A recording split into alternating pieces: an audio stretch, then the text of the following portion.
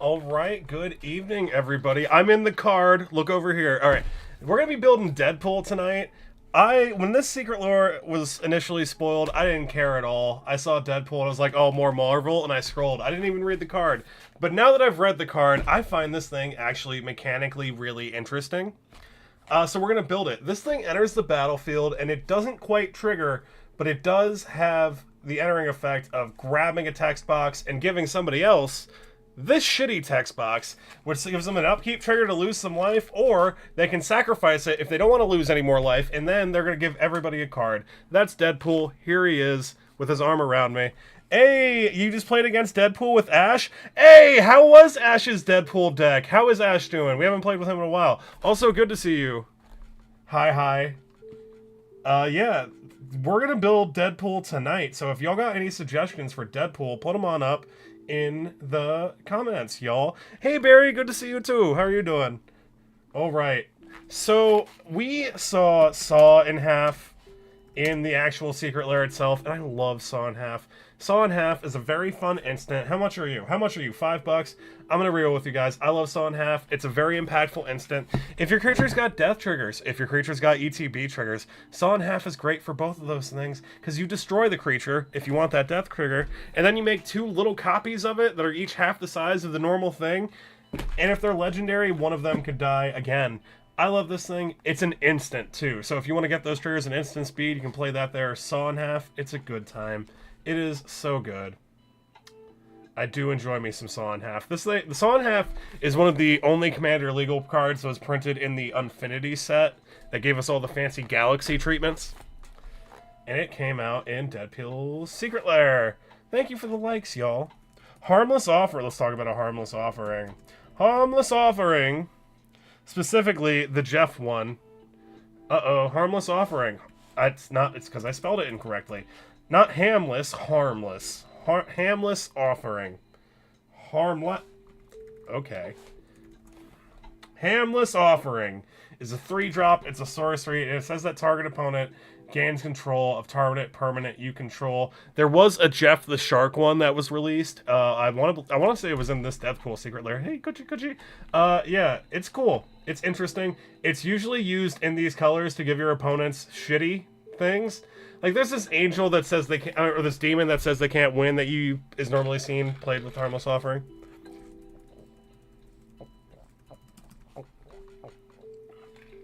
Hey, Grayscale. Good to see you. Thanks for saying hi. Let's pull up Shoulder the Apocalypse. Barry wants us to run Shoulder the Apocalypse.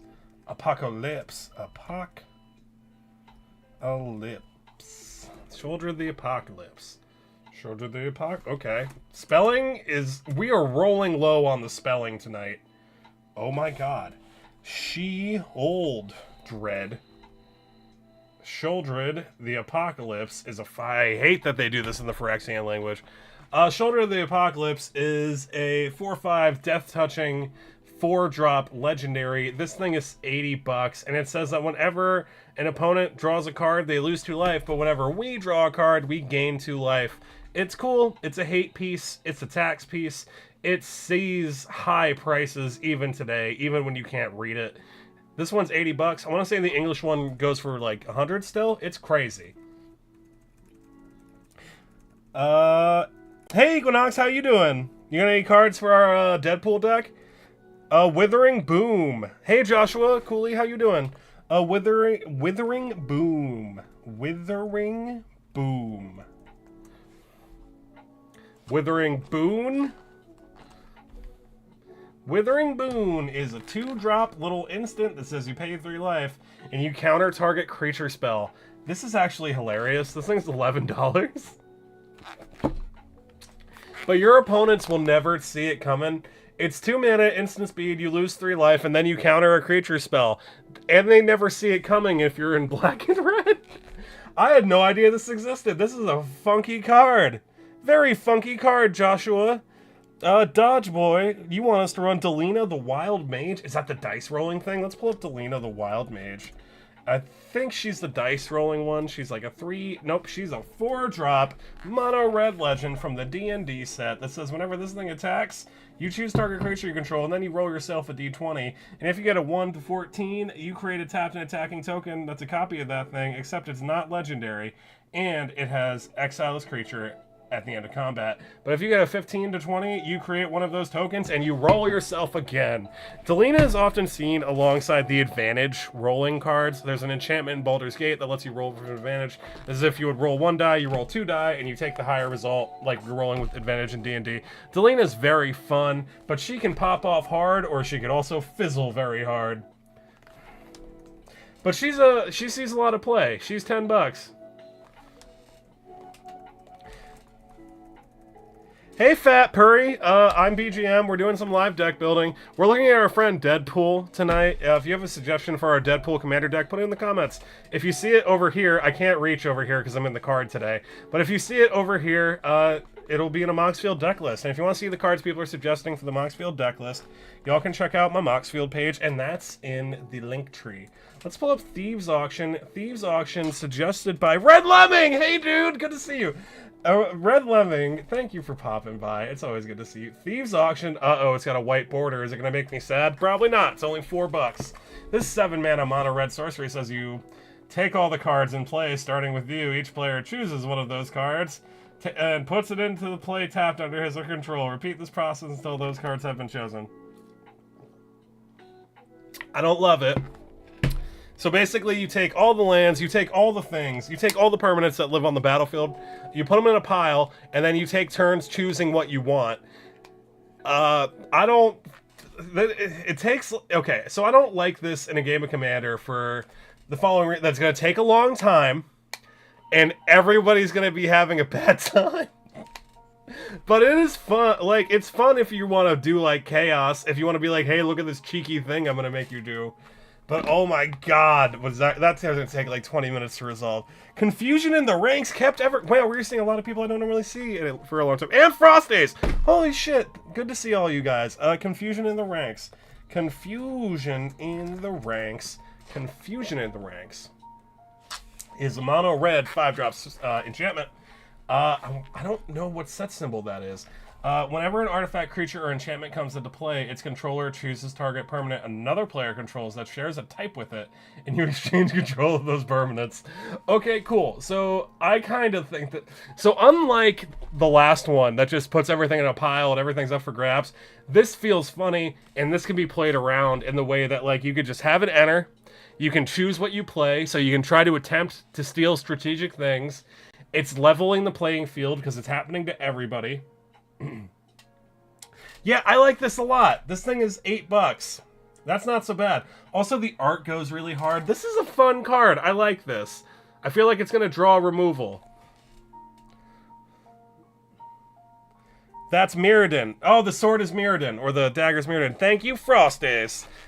Put this in place of Thieves Auction. We can run, if we want to be just really stinky, if we want to run cards that just infuriate people and just make people sigh and groan in DeadPool, Thieves Auction could live in there too. That's Mirrodin. A Blade of Selves. Blade of Selves suggested by Rainbow Pubster. Good to see you. Blade of Selves. So Blade of Selves is gonna go fucking crazy. Oh no. Blade of Selves is gonna be absolutely disgusting in DeadPool. So this thing's gonna give DeadPool Myriad. So when DeadPool attacks, he's gonna make a bunch of clones of himself.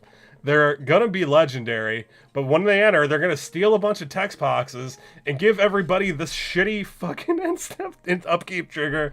Ooh, and we could do it to a bunch of people. Like, if they just have nothing but tokens, like, we could have a bunch of DeadPools enter, just make their tokens bad for them. Oh my god. This goes absolutely crazy. Great suggestion for DeadPool. Excellent suggestion for DeadPool. That is so silly. That's gonna be so upsetting. So upsetting.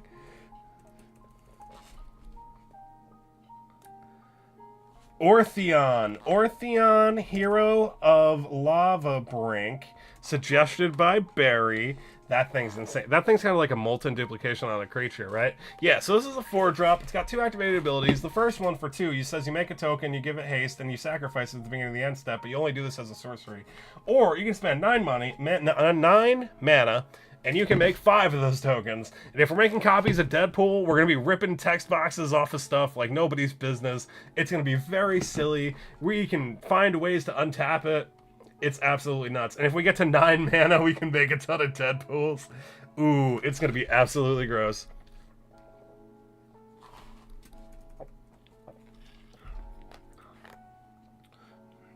Oh, of course Helm of the Host, Rainbow Pupster. Of course Helm of the Host. Helm of the Host.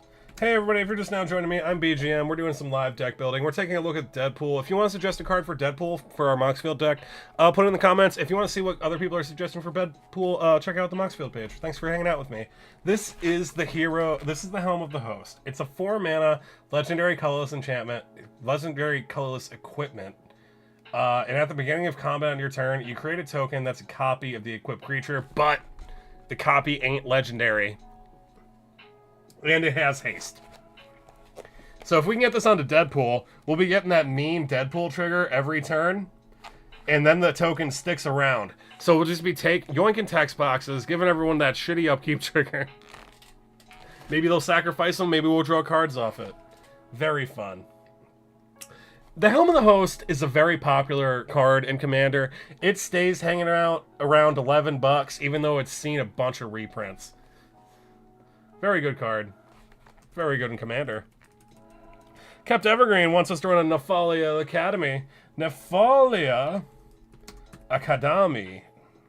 Nephalia Academy. Not a card I'm familiar with. It's a colorless land. If a spell or ability an opponent controls causes you to discard a card, you may reveal this card and put it on top of your library instead of putting it anywhere else. Okay. Yeah, sure. What am I missing, Kept Evergreen? Hey, Chaotic Master! Look, Chaotic Master, I'm in a card! Thank you for stopping by, dude. Good to see you. How are you doing with your powerful beard? Helm is so fire. The Master multiplied. Yeah, someone put the Master multiplied over on Twitch. Over too. So we're gonna do the Master multiplied. We're gonna credit Frost Ace as well as who's put it on Twitch. I saw it. Yeah, it was Barry. Oh, you put it in with Ortheon. I'm sorry, I can only do one card at a time. The Master multiplied is a legendary 6-drop Time Lord Rogue from the Doctor Who set. So we're looking at the British Rakdos 4/3. This thing's got Myriad. Okay, so it's gonna make a bunch of copies of itself for each opponent when we attack with it, and the legend rule doesn't apply to creature tokens. That's interesting. So if we got like a Blade of Selves, this is going to work with that too. Triggered abilities you control can't cause you to sacrifice or exile creature tokens you control. Okay, I kind of like that. I feel like we finally have a home for all those molten duplication effects. They can live in the Master multiplied. Holy shit, this card is $20. I have never seen this card before in my life, and it is $20. What the fuck? Okay, so I guess that legend rule is cool, and the triggered ability can't... I guess it's cool. Well, you keep making copies of it. I don't know. I don't get it. Why is that $20? Oh, Kept Evergreen, thanks for keeping it real. Do you see a lot of discard in your pods, Kept Evergreen? What are some great win cons we can put in this deck? Atticus, I like combat. I like conventional Christian combat. So let's get to Mages Barry wants us to run a Mages contest. Mages contest. Mages contest is a $9 old instant. It's 3 mana, and the font is very hard to read. You and target spell's controller bid life. Oh god, I hate this. All right. So you and target spell's control bid life. The starting bid with the high bid of 1. In turn order, each player may top the high bid. The bidding ends when the high bid stands. The highest bidder loses life equal to the highest bid. If you win the bidding, counter the spell. Sure, we could pay life and counter spells and fight with our friends. Maybe force them to pay life. So basically, I think this would work in the way that we would goad our opponents into paying a bunch of life, and then we eventually let their spell resolve. I guess? I don't know. It's too wordy for me. It's too wordy for me. I'm sorry. Alright. Goblin game! Alright, kept evergreen. Kept evergreen. I'm a little nervous now. You've... Goblin game! Why am I already set? Why am I already mad? I don't remember what Goblin game does. I just remember it makes... It's like, I don't like it. It's $1. It's a 7 mana sorcery. The font's hard to read, and I don't love that. Each player bids at least one object. Each player hides at least one object. Then all player reveals them simultaneously. Each player loses life equal to the number of objects he or she revealed. The player who revealed the fewest objects then loses their life total by half, rounded up. If 2 or more players are tied for each of those, they each lose half of his or her life. Hide okay, so I'm curious how this would resolve at a commander table. I kept evergreen. Are you the one that keeps suggesting this to me like every other month? Is it you? Is it you, bro? Goblin. Oh, damn. Okay, y'all love Goblin game. You know what? Y'all take that. If we are going crazy, my vote is Mana Clash. Okay, we'll pull up a Mana Clash. Mana Clash. Oh god, why do you guys make me read this font? Okay. You, a target opponent, each flip a coin. Mana Clash deals 1 damage to each player whose coin comes up tails. Repeat this process until both players' coins come up heads at the same time. At least it's a sorcery. I am so, like, this is so mercifully a sorcery, you know? Like, can you imagine if this was an instant, or, like, they copied it, and then, like, you're just flipping a coin for a few minutes? This would be a silly thing to... Like, if you just want to piss somebody off, copy this a bunch of times. Interesting. Alright, I see Planar Chaos twice. Planar Chaos, if this is land destruction, I will shame you. Planar Chaos, at the beginning of each opponent's upkeep, flip a coin. If the player loses the flip, sacrifice Planar Chaos. And whenever a player plays a spell, that player flips a coin. If he or she loses the flip, counter the spell. I hate this. Alright, so at least they can sacrifice themselves at upkeep. But man, do I hate this. But also, the art is so metal. What the hell is even happening right here? What's going on? Alright. I don't love it. I don't think I would have a good time playing against this on the battlefield. But if the goal of DeadPool is to be like as annoying and as infuriating as possible, if that's the theme that we're developing, it surely does belong here. Time Sifter. Time Sifter. Time Sifter. Suggested by Kept Evergreen. At the beginning of each player's upkeep, each player removes the top card of his or her library from the game. That player who removed the card with the highest mana value takes an extra turn after this one. If 2 or more players' cards are tied, the tied players repeat the process. I hate this. I hate this so much. Right? So, oh my god. So, extra turns are one of my least favorite things in Commander. So if we're like doing like being angry as a theme, or like making our opponents angry as a theme, here we go. Also, like, the nature of not knowing. Like, if you're running this, like, if your deck's running this, you want to have a ton of high drop spells. And so you can get those extra turns. And also, extra turns are just one of those things that are such a vibe killer for me personally in Commander. But, God, I don't like it. I wish this card was, like, not... I don't like this card. I poo-poo your card. You can poo-poo on me for not liking your card. If it wasn't an extra turn, like, if it wasn't an extra turn, it wouldn't be so bad. Obliteration. Speaking of obliteration, Gabe, me and Bracket got fucking obliterated by the Grand Arbiter on Spell Table last weekend. We got absolutely destroyed. Yeah, I'm not seeing obliteration. Obliteration. It's not coming up. Unfortunately, we do not get obliteration tonight. Oh, obliterate. I feel like obliterate would come up too. Obliterate. Okay. It can't be countered. It's 9 mana. It's $4. Destroy all artifact, creatures, and lands. You're destroying all the lands. They can't be regenerated. I hate this. I hate this so much.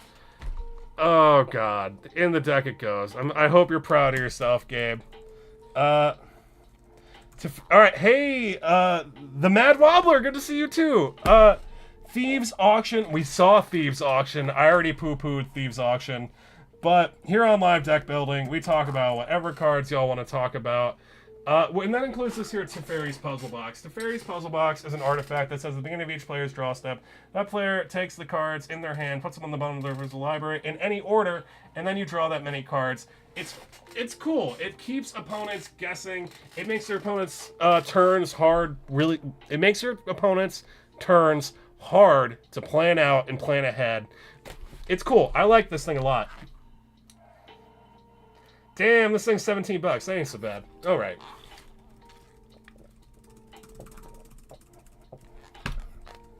Confusion in the ranks. I think we saw that one. Confusion in the ranks. Confusion in the ranks. Is that the weird looking one? Yeah, that is the weird looking one. Yeah, so I like this enchantment, right? So if the goal of our DeadPool deck is to be annoying, we can use this thing to exchange the control of all the stuff on the battlefield. DeadPool's ETB already has this removing text boxes off a thing and giving them that shitty text box. So I feel like this is on theme. Excuse me. Norn the Wary. Norn the Wary is an interesting deck. So Norn the Wary is kind of like an Impact Tremors-like effect deck. It's kind of stormy. He's a 1-drop, and he says whenever a player plays a spell or a creature attacks, exile Norn, returns to the battlefield at the beginning, towards owner's control at the end of turn. So a Norn the Wary commander deck wants to run Impact Tremors and Impact Tremors-like effects to have Norn enter a bunch of times, deal a bunch of damage, and win that way. I don't think I've ever seen a deck that wants to have Norn the Wary. Interesting, though. Like Norn the Wary in the 99, unless it's doing Impact Tremors like effects. Seismic Spike. Seismic Spike. Seismic Spike is not a card I'm familiar with. Seismic Spoik. Seismic Spike. Seismic Spike! Seismic Spike is a 4-drop, destroy target land and add 2 mana to your mana pool, so that maybe you can cast another spell and destroy another land. I saw that Stone Rain in there too, Gabe. I see we're trolling tonight, ain't we, Gabe? Alright, All Hallows Eve. All Hallows Eve, suggested by Barry over on Twitch. Thank you, Barry. All Hallows Eve is okay. Well, at least this one's really cute, so I don't mind. Oh my god, why is that text so small? Okay. Put 2 counters on this card and remove a counter during your upkeep. When you remove the last counter from All Hallows Eve, all players take all creatures from their graveyard and put them directly into play. Treat those creatures as though they were just cast. You choose what order they come into play. Okay, so this sorcery kind of exiles itself, and then it exists. It's kind of like a suspended. It's kind of like a suspended mass reanimation. This card is $500. Jesus. Oh my god. Okay. It's cute, but I don't think it's worth $500.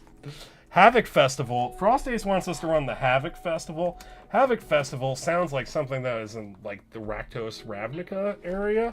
So this enchantment is a 6-mana enchantment. Players can't gain life. It's surprising how much that's an impactful thing you can do. Players can't gain life. That's already pretty good. And at the beginning of each player's upkeep, that player loses half of her life, rounded up. So at least this thing is fair, right? So Havoc Festival Did you guys get that voice crack?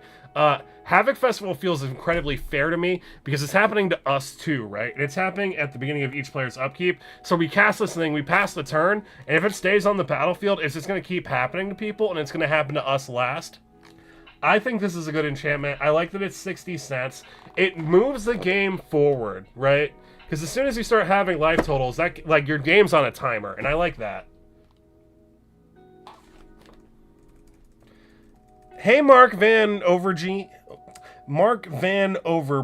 I'm sorry, I'm having a hard time. But thank you, Mark, for the suggestion. We don't have Kiki Jiki in there. So when I hear Kiki Jiki, I think combos. I think we're copying things. We're trying to end the game. Normally when I see Kiki Jiki, I'm about to lose, and it's normally some kind of infinite combo for infinite combat. This is a 5-drop. It's a hasty 2/2 Goblin Shaman, and you can tap it to put a token that's a copy of target non-legendary creature you control onto the battlefield. That token has haste, and you sack it at the beginning of the next end step. So the way that this thing goes infinite really easily is you find a way to untap Kiki Jiki. Usually the thing you're making a copy of with Kiki Jiki will untap Kiki Jiki. So then you just Kiki Jiki infinitely win the game. It's cool. It definitely helps.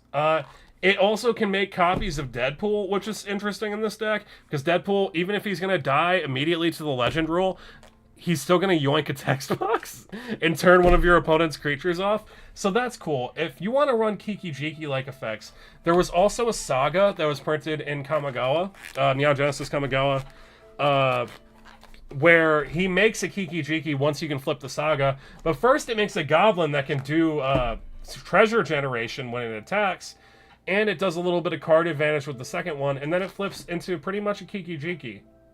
Yeah, this thing's very cool. I like the saga because it's going to give you value before it flips.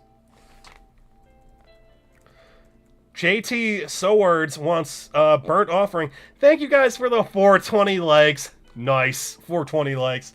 Burnt Offering. Burnt Offering. Hey, y'all, if you are just now joining me, I am BGM. I'm a video editor and MTG content clown, I guess. On lives, we do live deck building. If you want to suggest a card for DeadPool, please put it in the comments. If you see your card over here, it's going to be in a Moxfield deck list. And if you want to see what other people are suggesting for DeadPool, y'all can check out the Moxfield page. Thanks for hanging out with me. So Burnt Offering is a 1-drop black instant for $1.50 that sacrifices a creature to add that creature's casting cost in any combination of red and or black mana to your mana pool. Okay, so this is a ritual. Actually, I think this card's kind of amazing. This card's kind of amazing to me, right? So, it's 1 mana to cast it. As long as you have something you're willing to sacrifice, you're gonna... and it's like a non-token thing, because it's gotta have a mana cost.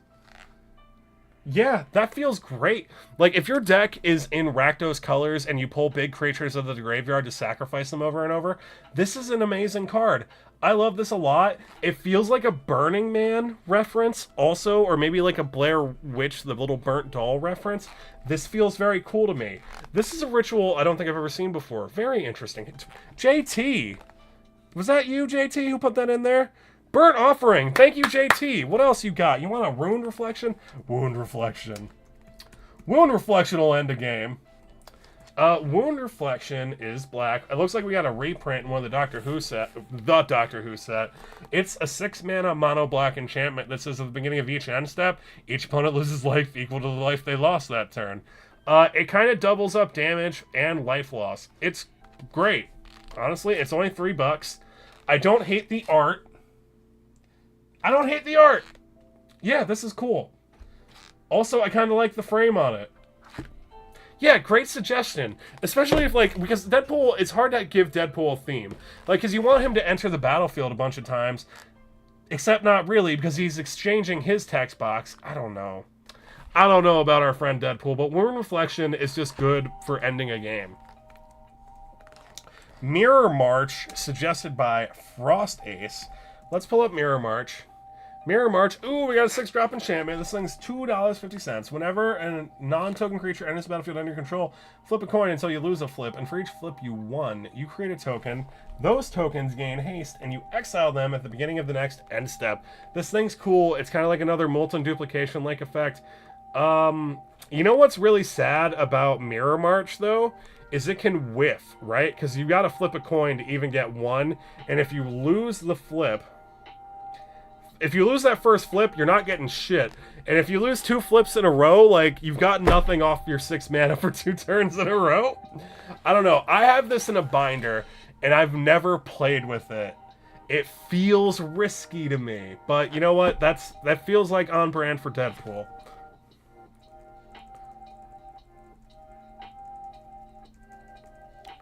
Oh, yeah, I guess Rune Reflection does work with Havoc Festival. Havoc Festival also, yeah. Disgusting. Yeah, Rune Reflection, I guess, does kill that way. That is absolutely nonsensical.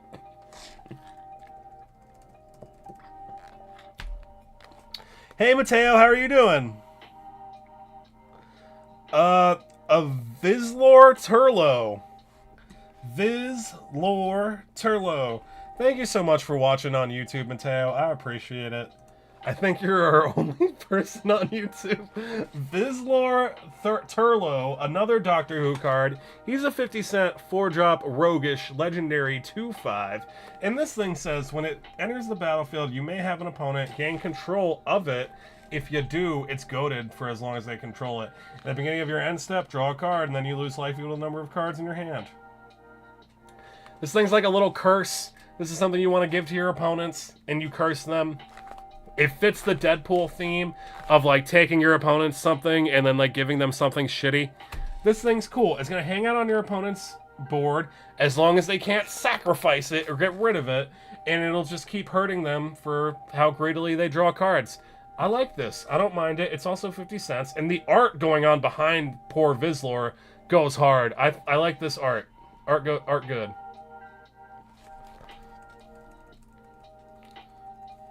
Ooh, we saw the Master multiplied a few cards ago. Final Fortune. Final Fortune suggested by Gabe. All right, Final Fortune. Final Fortune. Final Fortune is a 2-drop mono red instant for 2 mana.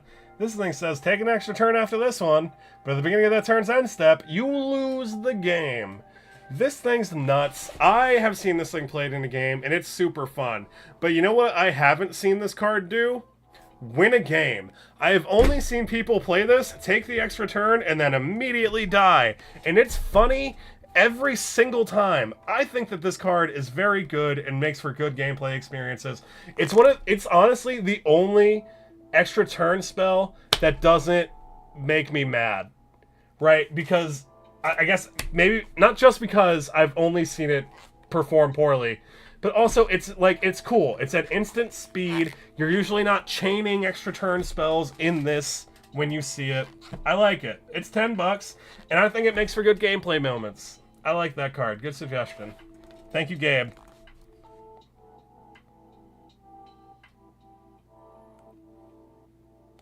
Valky, God of Lies. And that's Tybalt, right? Yeah, so this is a Rakdos flip card. He's from Kaldheim.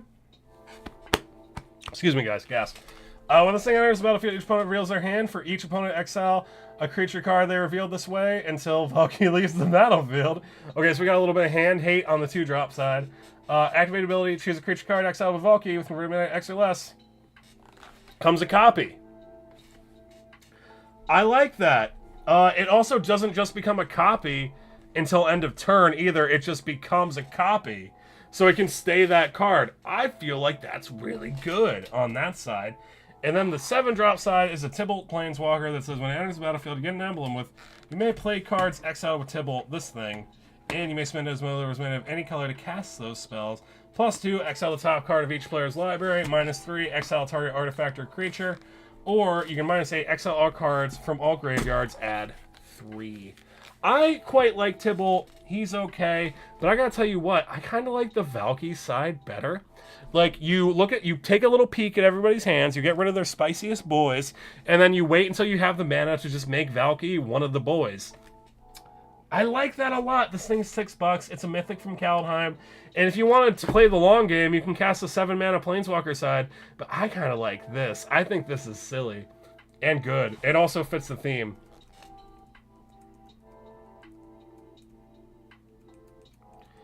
But it's very... exposed to everything, and most of the time it gets destroyed or countered. Mana barbs. What are y'all talking about? Hey, Skywalker, how you doing?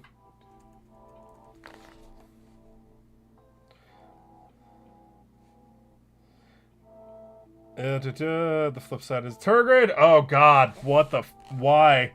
Why are we running Turgid? All right, I hate this. Turgid, God of Fright, is a 5-drop legendary $10 mono black god from Kaldheim, and it says whenever an opponent sacrifices something or discards something, you just get to shit it onto the battlefield for free. It is absolutely heinous and disgusting. And if someone's like if someone comes up to my friends and me at the game store like, hey, can I play Commander with you? I'm like, yeah, of course, blah blah blah. We're not really CDH or infinite combo people. And then they pull out Turgid. I'm gonna look at them like they just shat on the table. Like, I hate Turgid. Turgid is a miserable experience to play against, in my personal opinion. The other side's a lamp. We never see the. How come no one's running the lamp in the command zone? The lamp is a 4-drop legendary artifact. Tap it, target player loses 3 life unless they sacrifice something, or discard a card, or you can pay 4 life and you can untap the lantern. Well, the lantern's shitty in Commander, so that's why we don't see the lantern. But God, I hate Turgid so much. Ensnared by the Mara is Neato. Ensnared by the Mara. You've given me some good suggestions tonight, JT. I appreciate it. If only I could spell them correctly. Ensnared by the Mara. Ensnared by the Mara is... Oh, this is another Doctor Who card. It's a Doctor Who 2-drop. It's a sorcery. It's red. It's 4 mana. This thing says each opponent gets a choice. They exile cards from the top of their library until they exile a non-land card, and then we get to cast it without paying for it. Or that player's exiles the top 4 cards of their library, and this thing deals damage equal to the total mana value of the cards milled this way. Excuse me, exiled this way. It's cool. I like this. We can either get a free spell, or we can damage our opponents outright. It's 4 mana. I don't mind it at all. I think this thing's really good. I think it could fit into a burn deck.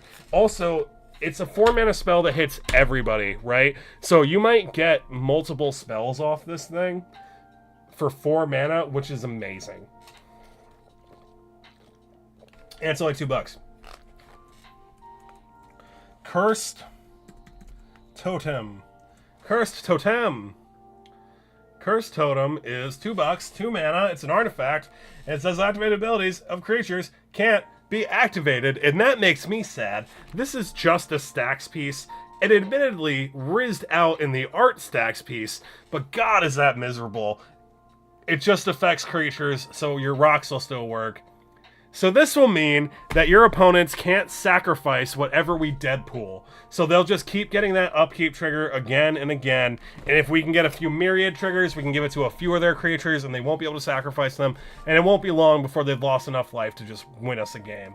It's cool. It makes sense in DeadPool if your win con is getting a bunch of DeadPool entering triggers to, you know, get the and have them lose to those upkeeps. It works for that, but God, do I hate stacks pieces.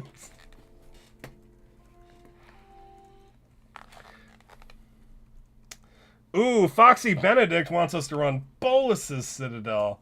Bolus's Citadel is a game changer. It's a 6-drop legendary artifact. This thing's got an activated ability. It's also got a static ability. Lets us look at the top card of our library anytime. We can play lands and cast spells from them, but we gotta use our life total to cast them. And we can tap it, sacrifice 10 non-land permanents, and each opponent loses 10 life. Bolus's Citadel is very cool. If you have a life gain deck, or if you just have a big life total, you can use it to cast your entire deck. It can be absolutely nuts. It is a game changer. It's also somewhat of a combo enabler. And it hangs out around $10.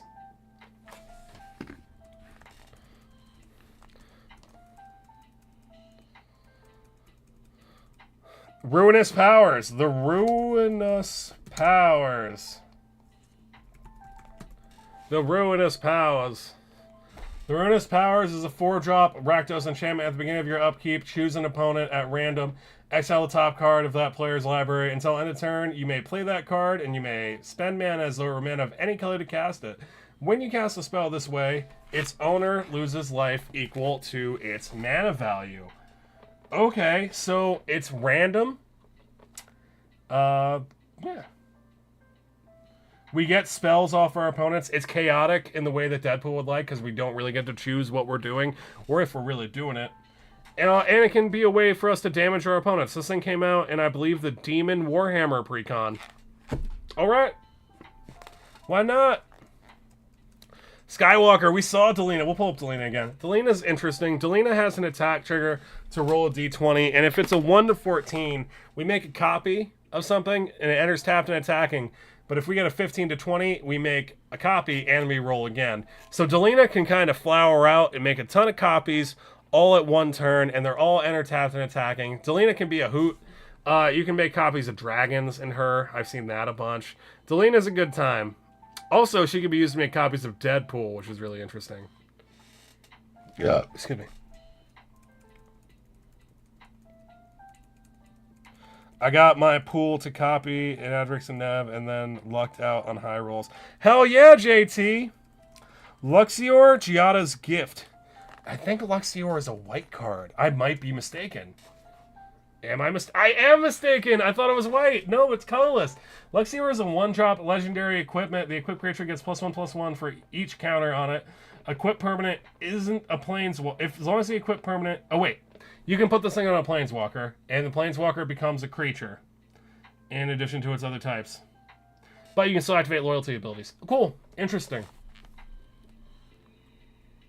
It can make our DeadPool a little bit more significant. It'll make it a 6/4.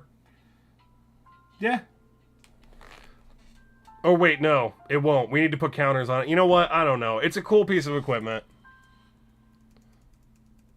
Hey, William Souza. How's it going? How are you doing from Brazil? Plarg and Nasri. Rainbow Pupster wants us to run Plarg and Nasri. Plarg and Nasri. I think those are from Aftermath, right? Or is it an Aftermath team-up or a March of Machines? Plarg and Nasri. Plarg has 1 G or 2 Gs? Oh, geez. Uh-oh. Plarg and Nasri. Plarg! Plarg and Nasri is a 5-drop legendary red orc Ifrit. They are from March of Machines and Aftermath, and at the beginning of each upkeep, each player exiles cards from the top of their library until they exile a non-land card. An opponent chooses a non-land card exile this way, and you may cast up to 2 spells from among them without paying for them. Cool, so this thing will let us cast free spells off our opponent's decks. It can get up to 2 of them each turn. This thing, I feel like, shines in the command zone. It's an interesting little 5-drop red commander. It's a 5/4. That's not an insignificant body. Thank you very much for the follow, JT. I appreciate it. And thank you for the banger suggestions. Cunning Rhetoric. Cunning Rhetoric. Cunning Rhetoric is an interesting little piece of card advantage. This is a 3-drop mono black enchantment for $1. Whenever an opponent attacks you or a planeswalker you control, we exile the top card of that player's library, and we may play that card for as long as it remains exiled, and you may spend mana as over mana of any type to cast the spell. So if someone wants to attack us, we're going to exile the top card of their library, and we might get to cast it. Cool. It fits with DeadPool. It also deters attacks. It also had a reprint in one of the Thunder Junction precons. I don't mind that.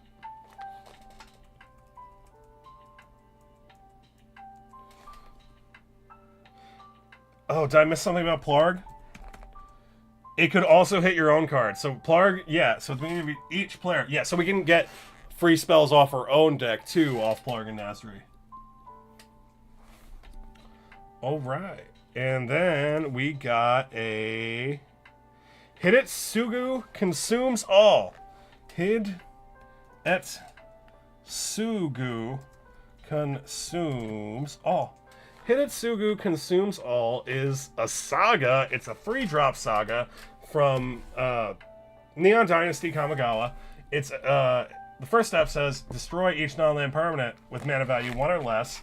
Then you exile all graveyards, and then you exile this saga, and you get the creature version, which is a 3/3 trampler, and it gets, or whenever this thing deals damage, you put a +1/+1 counter on it, and whenever this thing deals damage to a player, if it has dealt 10 or more damage to that player this turn, they lose the game. Okay, so this thing can be a little bit of a win con, but it's It's a long way off. Like, you're going to see it turns ahead. It wants equipment. It wants to be big. It wants to be a threat in and of itself. It's cool. It does have trample.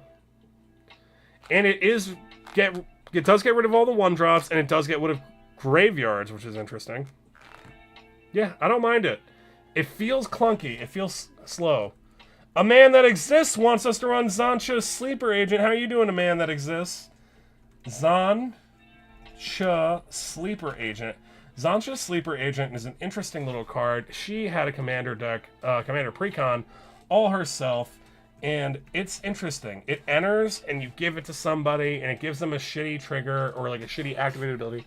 3-drop, 5/5. It enters the battlefield. An opponent of your choice gains control of it, and it attacks each combat, and it can't attack its owner or planeswalker the owner's control. You can activate Zancha for 3, and the controller loses 2 life, and you draw a card. Any player may activate this. So Zancha's cool because you can draw a bunch of cards off her and hurt whoever she was given to, and it feels very Deadpool coded, like because like Deadpool is grabbing a text box from something and giving them this shitty upkeep trigger, and making them pay mana to help everybody else draw a card to get rid of it. Zancha is kind of like it's harder to get rid of unless they can sacrifice it. Yeah, I like Zancha. Zancha can also be a bit of card advantage for us. I don't mind it.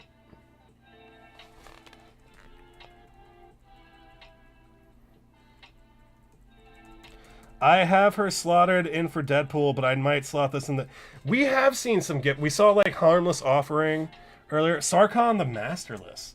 Sarkhan the Masterless. Sarkhan the Masterless. Okay, this is the War of the Spark Sarkhan. It's a 5-drop. Whenever a creature attacks you or a planeswalker you control, each dragon you control deals 1 damage to each of them, or to that creature. Until on a turn, each planeswalker you control becomes a 4/4 dragon. Sarkhan's really cool. Before we had the Guff precon from Commander Masters, Sarkhan was a way for planeswalker decks to turn all their planeswalkers into 4/4s and just do conventional combat damage to close out a game by having a bunch of walkers. I had a 5-color planeswalker deck, and Sarkhan was one of the win cons because he would just turn them into flying 4/4s and you just do combat damage. He's cool. I didn't rate his last ability. His last ability is make a 4/4. Flying Dragon. Pretty good. I like Sarkhan.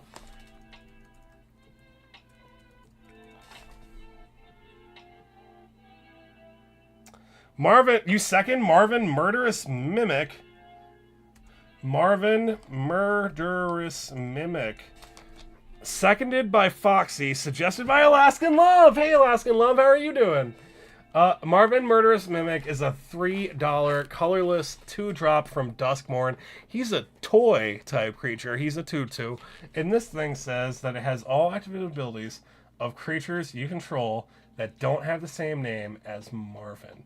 So, if we want to yoink one of our opponent's creatures that have an activated ability, give them the shitty Deadpool text box, and then we can plot Marvin on the battlefield, and then we can have 2 versions of that activated ability and get both of them off every turn. Could be a good time. And if we are stealing things, Marvin would be cool to have.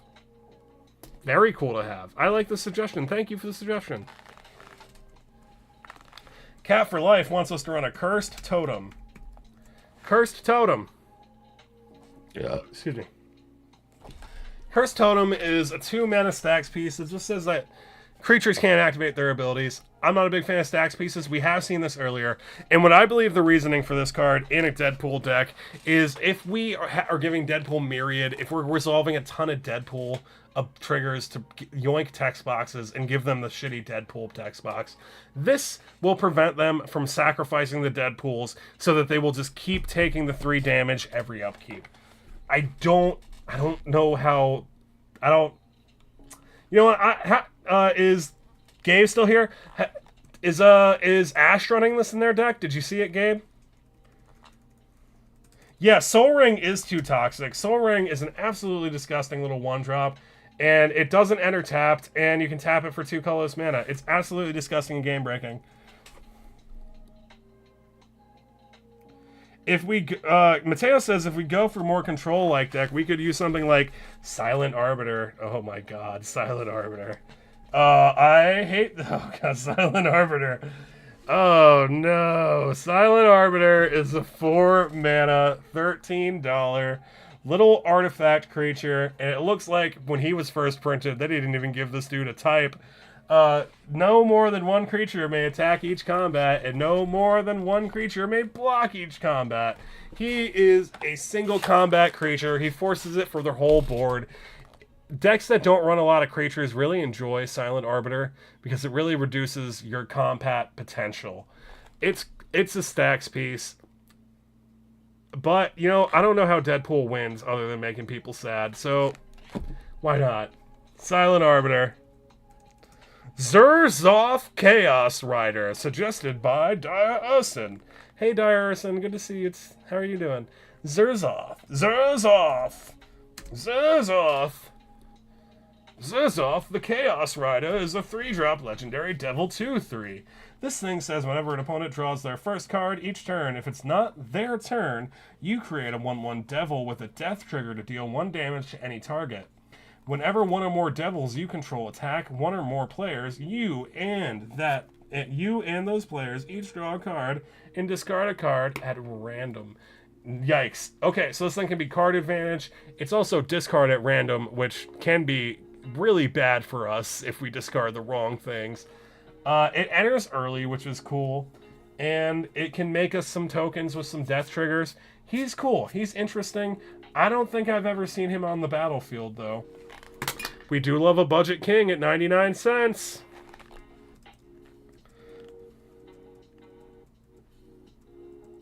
Yeah, it probably is a blood combo. Gray Merchant of Asphodel. Gray Merchant of Gary, colloquially named Gary. $2 Gary says that when he enters the battlefield, each opponent loses X life and we gain X life, where X is our devotion to black. So we are gaining the total of the life lost. Gary can gain us a fuck ton of life. Gary can be a win con in a mono black deck, or even a deck that just has a ton of black permanents on the battlefield. He can be bounced, he can be recurred. He has killed me many times. He's a very good card. Good job, Gary. Gary stays employed.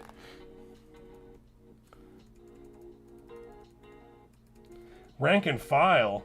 Rank and file. Rank and file. Rank and file. 4-drop, 3/3 zombie. When this thing comes into play, all green creatures get -1/-1 until end of turn. You know what? Here on Live Deck Building, I talk about whatever cards you guys want me to talk about. And I'm going to be straight up. I don't like this card. I don't like this man. I don't think this effect is super impactful either. And also, he's not a relevant body for his mana cost. But if you just want to, if you want to show people this face, you can run this card. It's the thing you can do, Gabe. Rowan, Scion of War. Rowan, Scion of War. Rowan, Scion of War is like a 3-drop Rakdos that came out in the Wilds of Eldraine. This thing is a combo deck. It can go absolutely nuts. I have lost to this thing before. It has its Menacey 4/2, and you can tap it, and spells you cast this turn that are black and or red cost X less to cast, where X is the amount of life you lost this turn. Activate only as a sorcery. It's crazy. So this thing wants to create a huge cost reduction and wants to pay most of its life within a single turn and win the game all at once. Win it itself is the commander. It's interesting. It's $1. It's a relevant combat body. It does have menace. It's cool. I don't mind it.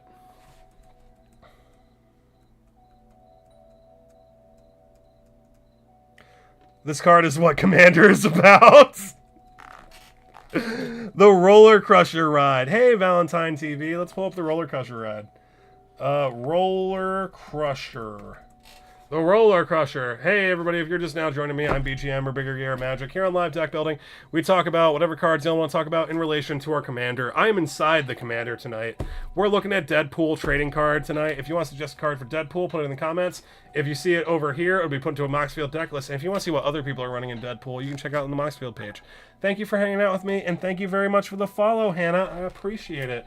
This is the Roller Crusher ride. It's 3 mana and an X. If a source you control would deal non-combat damage to a permanent and or a player, well, there are 4 more card types among cards in your graveyard, it deals double that damage instead. And when this thing enters, it deals X damage to each of up to X target creatures. So it enters, it deals damage, and if you have Delirium, you get to deal double damage. This thing's amazing. It can be a damage doubler. Damage doublers can make our not super combat compatible creatures like DeadPool. He's just a 4/3. He's probably going to get got. Yeah, I like this. It's a damage doubler as long as you have cards in your graveyard, and it's only $1. It's a damage doubler that's only $1, and it can be removal if you pay more mana into it.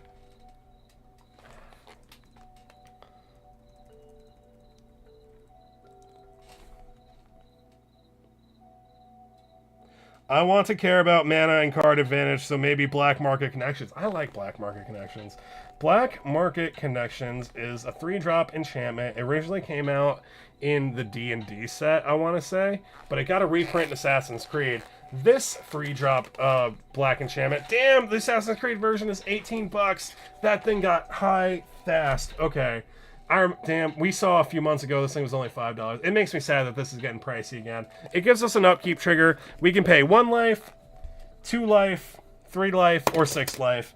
If you pay all 6 life, you're going to make yourself a little Shapeshifter 2/2. Excuse me, a Shapeshifter 3/2, and that counts for creature types. So if your deck cares about creature types, the Shapeshifter will work for that.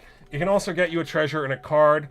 I normally don't make the creature. When I play this thing, I have it hang out on the battlefield, and I pay 3 life every turn, and I draw an additional card, and I make a treasure, and it's just fine. I like it. It's steady. It gives you so much advantage. It gives you card draw, and it gives you ramp, and you need both of those things to make your commander deck function, and this does it. All in one upkeep trigger, and all you gotta do is pay a little bit of life. You can pay a little bit of life.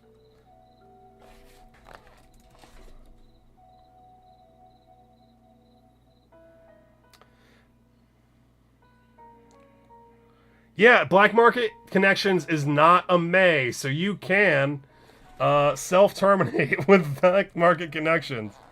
Ooh, let's pull up Valky again, but I'm only going to read the one side. Valky is the Tybalt Planeswalker from Kaldheim. I like this one. I think that this is the interesting side of Valky. When it enters the battlefield, you look at each player's hand, and then you get to force them to exile a creature from it.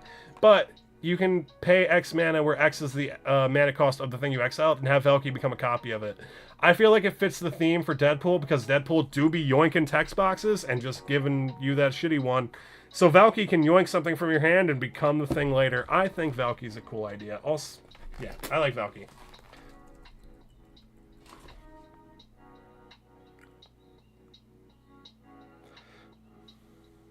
Sword of all the above. Yeah, honestly, Foxy Benedict, sword of all the above. Blade of Selves, I think is a really cool include. Blade of Selves. If we gotta give him swords. Excuse me. Blade of Selves is a 2-drop artifact, equipment with equip 4. So a mana investment of 6. You slam this thing on a creature, give it Myriad, and every time it attacks, it's going to make a copy of itself for each opponent it could attack but isn't attacking. So in Commander, it could make you 3 copies, and then you'll get 3 DeadPool triggers, and even if they're going to sacrifice themselves to the Legend rule, you're still going to be yoinking text boxes off of creatures and giving them the shitty DeadPool text box. So even if only if the real... So if we attack and we have the Legend rule with this thing on, we're only going to keep the 1, but we are going to get 3 triggers, and we're just going to rip text boxes away from creatures. So this thing kind of feels like pseudo removal. I don't know, but it sure is a good way to get a bunch of DeadPool triggers. Yeah, the Master of Multitudes, or the Doctor Who 6-drop Rakdos $20 card is in here. Yeah.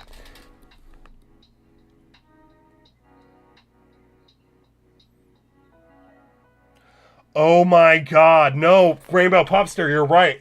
So you won't get the Deadpool triggers. Wait. That are copies of it. No, wait. Yeah, you're right. Rainbow Puffster, thank you so much. So we're not going to get the Deadpool triggers. My bad. Blade of Selves is going to make copies of whatever this thing is. So you're just going to get copies of that. So it is kind of lame. For those reasons, it's kind of lame. My bad. I really wish I realized that like 40 minutes ago when I started the live, because this is going to get posted as a YouTube video, and like people aren't going to watch until the end to realize that we fixed our mistake. So let's pull up Blacksmith Talent. Blacksmith Talent definitely came out in Bloomburrow. I want to say it's red. It cares about equipment, I think.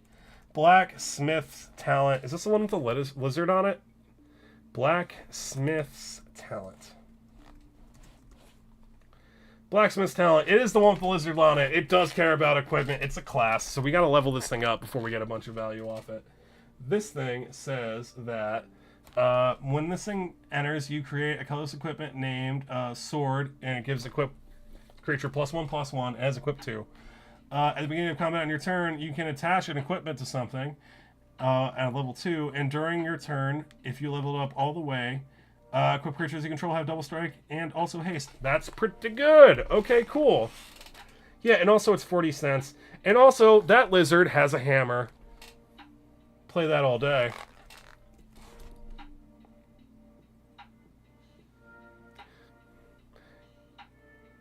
Wait, Rowan works with base Deadpool? Okay, I definitely missed something there. Shoulder of the Apocalypse. Okay, Shoulder of the Apocalypse is a 4-drop legendary Phyrexian Praetor in black, and she only comes up in Phyrexian when you pull her up on Mox Field. This thing says that whenever we draw a card, we gain 2 life, and whenever our opponent draws a card, they lose 2 life. Shouldered is a very expensive card. It's a very good mono black CDH commander. It's a good time. Big body, too. It's also got Death Touch. At Knife Point. At Knife Point. Thank you for the suggestion, George. At Knife Point. At Knife Point, it's a Rakdos enchantment for 3 mana from Thunder Junction. As long as it's your turn, outlaws you control have first strike. Alright, cool. We are an outlaw because we're a mercenary. Whenever you commit a crime, create a 1/1 mercenary. And it's got that power trigger. Okay. We're going to be committing crimes. We're going to be targeting things. We're going to be able to make those tokens off this thing. And it's going to give our outlaws first strike. First strike can be important for Deadpool because he's got 5 power, 3 toughness. He's easy to kill. And first strike will mean that he'll deal his combat damage before the other creature. And if he can kill the other creature, he won't die in a clapback. Because he'll get first strike from that knife point. Morality shift. All right, guys, we have been going for a little over an hour, so we are going to do 5 more cards, and our number 5 is going to be from Gabe, and it's called Morality Shift. Morality Shift is a 7-mana mono black sorcery for $6. I have no idea what set that's from. Exchange your graveyard and life. Exchange your graveyard and your library, then shuffle your library. You know what? I feel like a mill deck would love this. Like a lot. Like a mill deck would love this a lot. Like anything that wants to combo off by having a huge graveyard, like maybe the mono black Necron deck would also love this. Yeah. It's $6. It's a good card. Very good card. That's our number 5. Deadpool is a mace, so you can keep the text box as he enters. Rowan wants you to lose life, and Deadpool can make you lose 3 life. Okay! Yeah, so let's look at that. So let's pull up Rowan. So Deadpool is a May, so if we don't exchange Deadpool's text box, we can have that upkeep trigger to intentionally lose 3 life. And then we could use Rowan. I guess we would do that if we have Rowan on the battlefield first, because Rowan does cost less mana. Maybe if we have Rowan in our opening hand, we get Rowan onto the battlefield when we cast Deadpool, we don't yoink anything. That way we can use Deadpool's upkeep trigger of losing 3 life to make spells cheaper with Rowan. My bad, Rainbow Puffster. I'm glad we could correct it. Thank you for explaining that in the comments on Twitch. I appreciate it. Yeah, so it wouldn't copy the base Deadpool. It'd copy whatever Deadpool is in the moment. Uncle Istvan. All right, number 4 is going to be an Uncle Istvan. Uncle Istvan is a black 4-drop legendary, where he's a summon Uncle Istvan. All damage done to Uncle Istvan by creatures is reduced to 0. Well, Uncle Istvan sure does have a nice beard, I do have to say. But I gotta be real, he just can't take combat damage, pretty much. Ooh, Uncle Istvan has flavor text. Solitude drove the old hermit insane. Now he only keeps company with those he can catch. Well, Uncle Istvan does not sound like a good vibe. I'm glad that we didn't get a million Uncle Istvan creatures. Fatal Rain wants us to run Neheb. Neheb Dreadhorde. We can run all the Nehebs.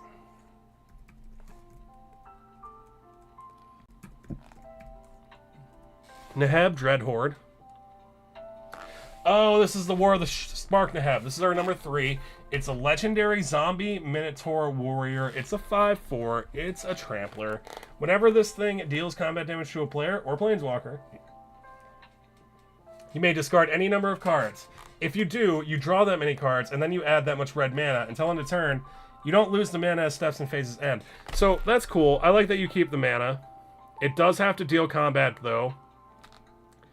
But it's a 4-drop. I like it. I don't mind it. It's a little front-loaded, just like Deadpool. Yeah, I don't mind this. It can give us some card advantage if we're willing to... Is it exile or discard? No, it's discard, so that's pretty cool. Yeah. Makes mana and card advantage. Thank you, Fatal Rain, for the suggestion. The flavor text did match Deadpool on Uncle Istvan. Alright, number 2 is going to be Blood Funnel.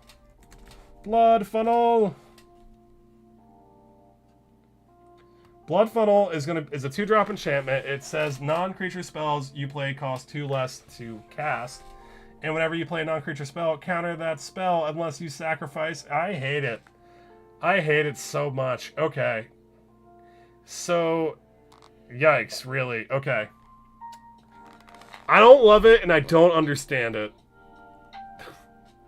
So maybe if you had something that says whenever you cast a spell, you make a token, you could run this in there, and then you could just sack the token, and then, like, keep cost reduction instead of tokens.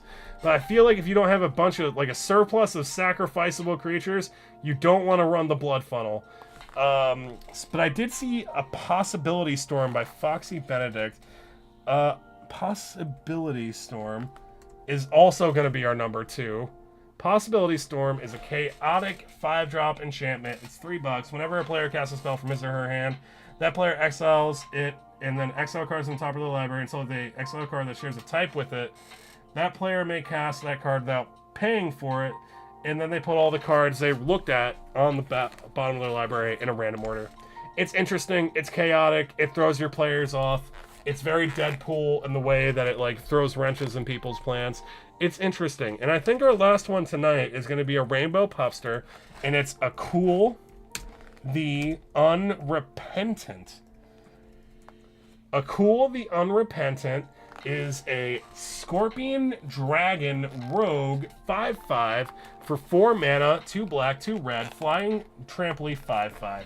Sacrifice 3 other creatures. You may put a creature from your hand onto the battlefield, activate only as a sorcery, and only once each turn. So he feels like a Rakdos kind of tokeny style deck to me.